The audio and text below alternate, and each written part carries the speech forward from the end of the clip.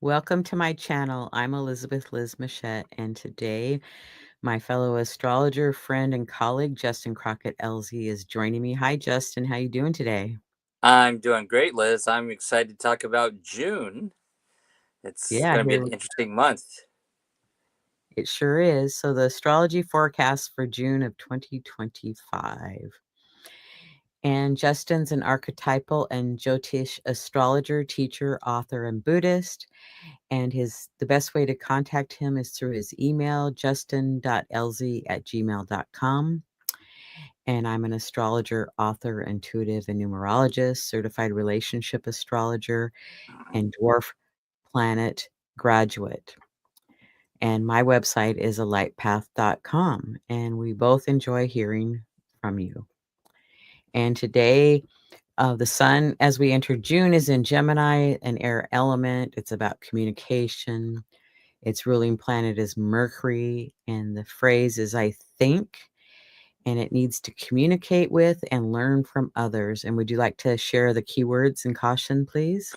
Sure, the keywords are mental, bright, witty, curious, inquisitive, talkative, sociable, adaptable, versatile, clever, uh, dexterous, inventive, and then, of course, the caution with this air sign of Gemini, which rules communications, is gossip or nosiness or um, flaky or inconsistent or indecisive and nervous.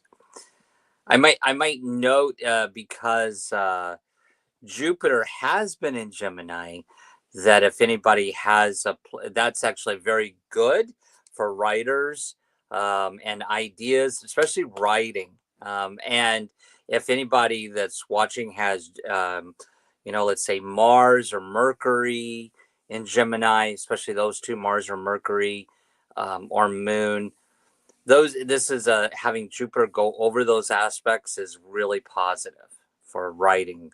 I know so many people are starting books right now in this period with Jupiter through Gemini, which only happens every 12 years, and it's about ready to leave Gemini. So When is a good time to do research?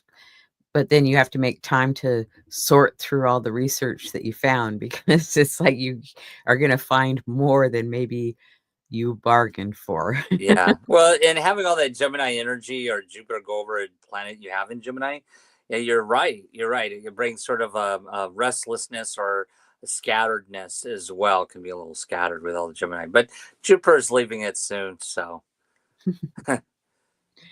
So on June 1st, I like to look at the chart for the month at midnight as we enter that day.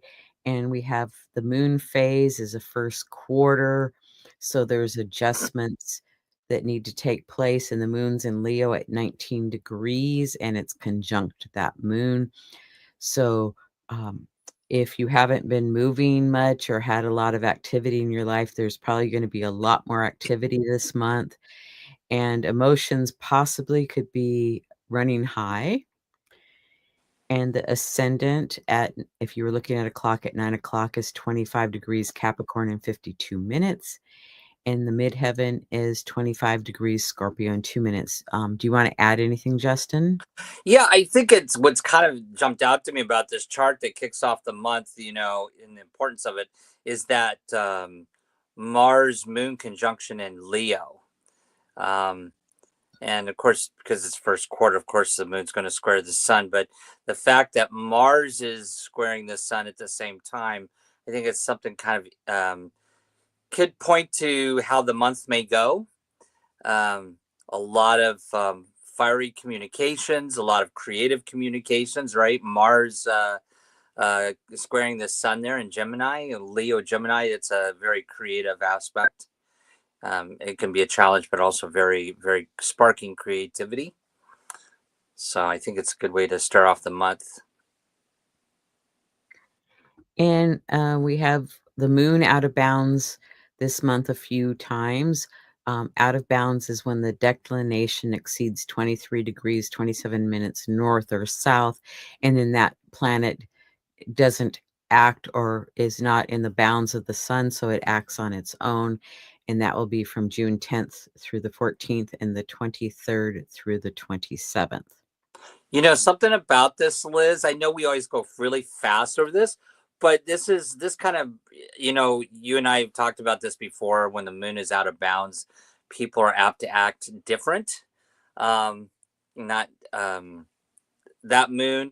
So it's kind of important for people to pay attention to the signs the moon's in from June 10th through the 14th and the 23rd to 27th, and where the moon is transiting their own charts that day in those signs. And it could mean where, just to be sensitively aware about that.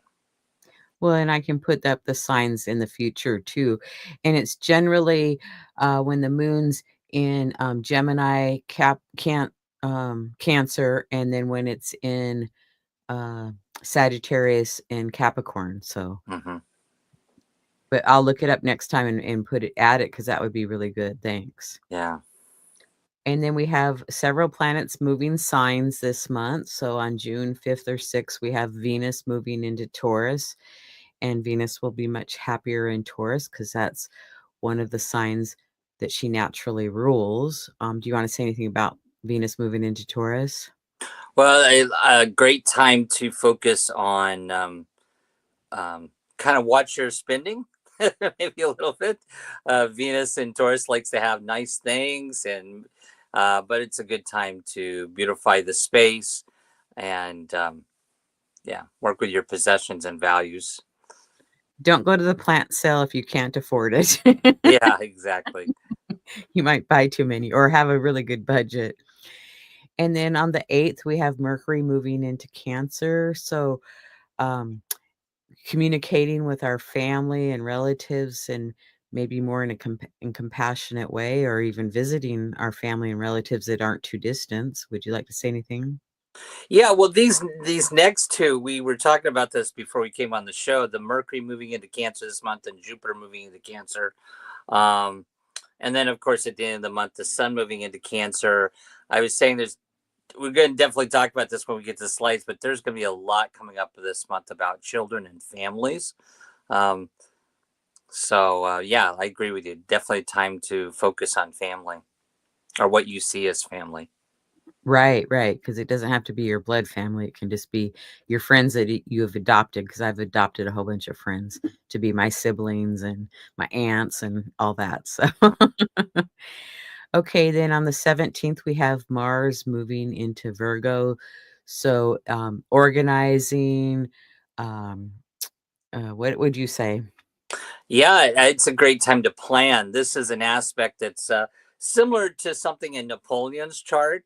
It's the military strategist. When Mars moves into Virgo, it likes to analyze plans and action before it takes action. So wherever that Virgo shows up in a person's chart, this will be an area where they more likely are going to try to purge or organization or planning is really big this year from June through July, because in July Mars hits the south node, the transiting south node in Virgo. So it could be the month when we clear the house, have the garage sales, and reorganize and planning, because Jupiter in Virgo is all about compartmentalizing, planning, and straighten things up. I'm going to put that on my calendar to do some business planning, some business growth. Yes. So on the 20th, the sun moves into Cancer and it'll be summer solstice. And we'll be back with a show on that. And then on the 26th, Mercury moves into Leo. I So like that one, Liz. Mercury and Leo. That's creative writing right there. That's creative thinking right there. absolutely. And, maybe going on a picnic or getting out and, visiting with people that you haven't visited with for some time. And then we have a couple of planets stationing, and actually they're asteroids. We have on the 9th, Pallas Athena stations retrograde at 25 degrees Aquarius, and she's about planning and strategy. And then on the 14th, we have Vesta stationing direct at 5 degrees Scorpio. And Vesta is our home and hearth and our community center, our community where we live in, perhaps. It can be our homes too. So. Um, things will be shifting and changing there. Anything you'd like to add? No, I think you got that covered. So, I chose a period from June 1st to the 11th, and I chose the chart for June 9th at 9:56 a.m. Seattle time. It's Pacific Standard. No, it'll be Pacific Daylight Time. I forgot to change that. Sorry. So on the 1st, we have Venus conjunct Chiron in Aries, and that's circled in pink. And would you like to say anything about Venus and Chiron conjunct? No, but I do the next one where you're talking about Venus ingressing into Taurus. I think that's very positive. I think it's great that Venus is moving away from Chiron. I'll be happy to see that dissipate. Absolutely, absolutely, 'cause, um, it could just Chiron is a deep wound that we have to work on, and, as we work on those wounds, we make progress, but lots of times the wound's there, and so it's like, can we look at it in a different way? It's like you can forgive, but you don't have to forget is the saying that I Mhm. always come up with, and then on that 5th, Venus ingresses into Taurus in her home sign. Then on the 8th, Mercury will be conjunct Jupiter in Gemini, and that's circled in a purple color. And, Justin has mentioned before about writing projects, communication, um, and it's about family too. So, Yeah, and I love that transition there, where Mercury goes from Gemini into Cancer, and how it hits the big planet Jupiter at the same time. So, um, and then of course Jupiter ingresses into Cancer, and I think I was telling you, before we got on that I always really pay attention to Cancer. Of course, I'm a Cancer. And in the first Trump administration, when there was a really important aspect in Cancer, what happened in the news at the time was there was a lot of talk about children being separated from their parents and a big thing about immigrant families. And so I think this could be the month where we see a lot more in the news about children and families, because Jupiter rules families, or what we see as families. Um, but I agree with you. It's going to be a great time to spend with family. okay. And then on June 11th is a Sagittarius full moon. And I have the aspects to the moon here because Justin and I will be back with another show on the Sagittarius full moon, and we'll also be back with another show on Jupiter ingresses into Cancer also. So, we have that moon trine Mars and Leo. Do you want to speak to that? I think this is great for the full moon. The moon trining Mars. It seems to me when the moon's trining Mars, our emotions are right in alignment with our actions, and I think if yeah, I think it's a really positive thing for getting something going and moving there. And then we have the moon trine Chiron in Aries. You want to speak to that one? No, I'm just curious what you think about that one. Well, I would say that, um, taking action on working on doing some healing work with ourselves or with other people and whatever that might be, because lots of times a small step of working on things, because that moon and Mars are cooperating with each other, and it's bringing that Chiron in. So I think that some healing can happen for people. It's like they're maybe in the right space or the right time, or they're just being pushed to do that. Hmm. And then the moon is square the nodes in Virgo and Pisces. So that would be a T square, but since it's a full moon, it's actually a mutable cross. And any times when planets are square the nodes, it's called in the bendings. So that's pretty significant that this full moon is square the nodes, in my opinion. Yeah. Yeah, I think that to me brings up that brings in concepts of major change when something squares the nodes, but and it's a full moon, so a great time to shoot for accomplishing something right around that period of time.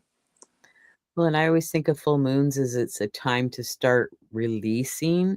And then, so since it's making contact with the south node, that's about releasing also. So it could be really emphasizing, or maybe you've been thinking about, oh, I really need to clean out the closet or the garage, or I really need to get rid of whatever in somewhere in the house or something that I don't use anymore. And, so that you make space and can move forward. Yeah, and I agree. And because it's a mutable sign, it seems like it's asking that it wants something to change, but it's having to change something in order to move forward here. Because mutable signs. Well, and I would say with the mutable energy, it's like finishing up something that maybe you're just not quite ready to let go. But if you finish it up, then you can move forward to the Yeah, next project. And then the last aspect is a sesquiquadrate, which is a square and a half to Venus from the moon. right.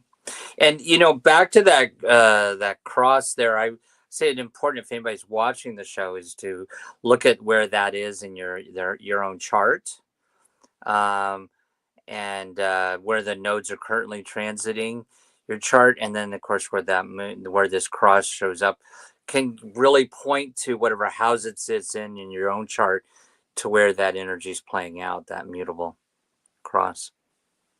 Right. And what you might it might give you a clue of what you need to release Yeah, absolutely. or finish. Yeah, yeah, definitely.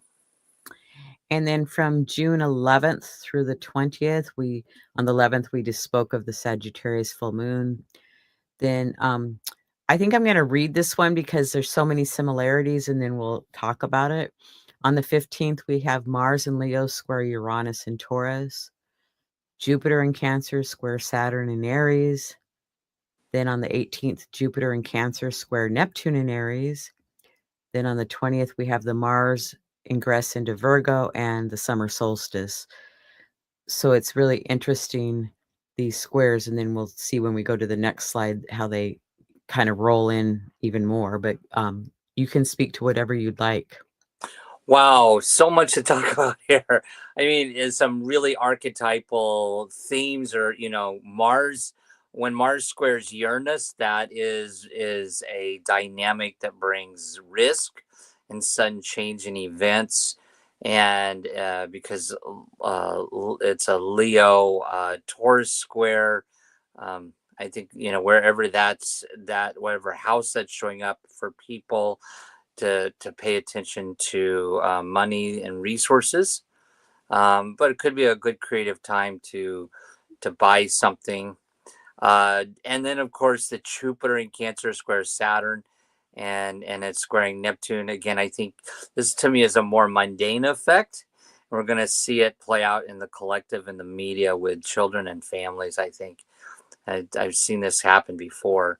And Mars ingress into Virgo, we already talked about that one. I think it's speaks for itself there. So Yeah, and I'll be back with Astrology Star Sisters talking about summer solstice. And then from June 21st through the 30th, then the sun joins in the squaring of Saturn and Neptune. And Saturn and Neptune are Aries, and Sun is in Cancer. That's the 22nd and the 23rd. Then on the 24th, Mercury in Cancer squares Chiron in Aries. And the Sun is conjunct Jupiter in Cancer. Then on the 25th, there's a new moon. And on the 26th, Mercury ingresses into Leo. And then on the 29th, Mercury in Leo opposes Pluto in Aquarius. So it's continuing those squares. So this, from the 11th to the end of the month, we have a lot of energy squaring Saturn and Neptune, basically. uh-huh. Yeah, whenever we get into any planets between Cancer and Aries, or really any water and fire sign squaring, there's a steam that happens, right? Fire and water. And I think it's definitely a month to kind of pay attention to our need to nurture something. If Cancer is prominent in our charts and our emotions, there could be a little bit wonky this month with all the squares in Cancer. So it's kind of a month to pay attention to our emotions and how people are treating us. Well, and there could be some change in how we relate within our families, perhaps. And Yeah, it's this is a big mundane thing.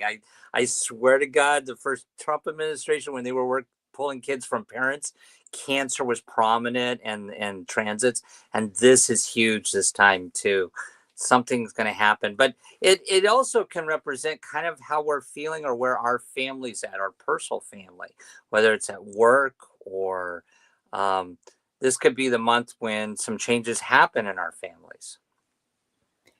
And then, with Mercury and Leo opposite Pluto and Aquarius, it does make a T-square to that Chiron, so I would just caution people at the end of the month, to really think about the words that you're using, because it could be they could be healing, but then they could create a wound in people, so it's just like, maybe try to think about what you say before you say it, because it's hard to take words back. Right. I would say it's also a really good month to birth something new. Mhm. Jupiter conjuncting the sun. I think that's really positive. And this could be a month when we see a lot of, we could see new babies being born into families. And so a good time to nurture something and birth something new. Absolutely, and Jupiter likes being in Cancer, so that'll be really good. Okay, so we have the Cancer new moon on June 25th at 4 degrees Cancer, and we have the moon aspects, and we kind of talked about some of these before, but we have the Jupiter Sun moon conjunct, and then that moon is sextile to Mars in Virgo. Do you want me to read them all and then we take them Sure. out? Okay, and then the moon is trine Vesta, and I didn't write where these were at. So that's in Vesta's in Scorpio, then square Saturn, Neptune, and Ceres in Aries, opposite Pholus in Capricorn, quincunx Pluto, and sesquiquadrate Juno. So go ahead and talk about whichever one you want to talk about. Well, I like that there's that new moon is sextiling Mars in the Virgo. Again, I think this is, we may see some reorganization or changes. It's a good time to do stuff within the family that's anything around reorganizing or improving something in the family. Um, family projects with that one. And then, of course, one of the things that jumped out to me was the quincunx Pluto. I'm just curious what you think about that new moon quincunxing Pluto. Well, because in a quincunx, they don't have anything in common. And so it's like, a new moon is a time to start initiating new things. Um, but then that Pluto is maybe disruptive in some way. Yeah, it seemed to me as some imbalance in what we got to pay attention to something if we're wanting to start something new on the new moon. Something Mhm. will probably change. It's outside our control with Pluto there. Right. And then this new moon is square Saturn, Neptune, and Ceres in Aries. So, it's like Saturn could be damping down or restricting the dream, or I always tell people, and myself for that matter, don't think about the how, just focus on the dream or the desire.